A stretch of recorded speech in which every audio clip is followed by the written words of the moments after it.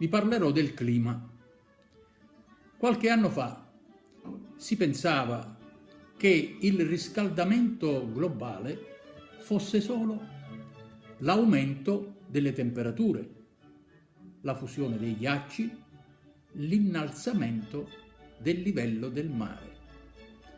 Oggi sappiamo che la questione è molto più complessa, rischiosa e molto più vicina a noi. La nostra terra si sta riscaldando e continuerà a riscaldarsi nei prossimi decenni. Le attività umane, in particolare la combustione di carbone, gas e petrolio, ne sono la causa principale. Tant'è che la notizia di pochi giorni fa ha fatto tremare i polsi agli esperti del clima.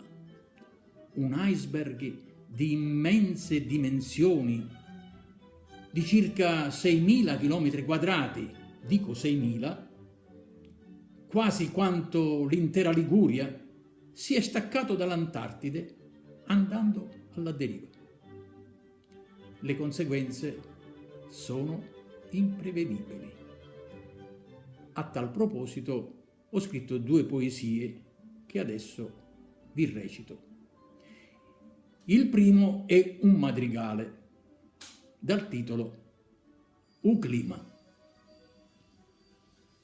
Stava sdraiato all'ombra in apeneta per scordare lo calore solare, mentre avanzava una rietta cheta.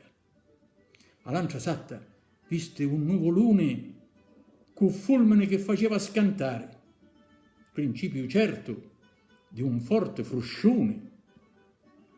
Fossero stesse sante e consacrate se l'acqua cascasse benignamente, ma un clima in avota ve lo scordate.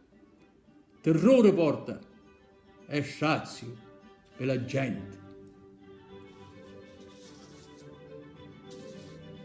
Blocco di ghiaccio quanto la Liguria.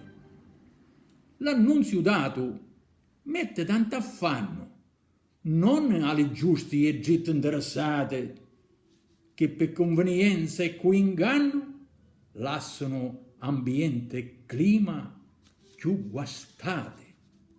Le esperte fanno propaganda e sanno che in Antartico sono fortunate se l'iceberg non procura immenso danno, e per questo non stanno rilassate.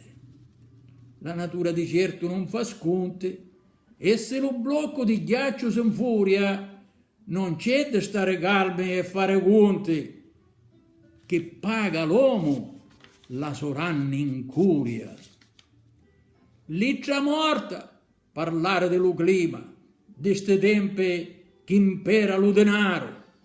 L'uomo saggio per Dio la sostima, e solo Dio ne può indicare un faro.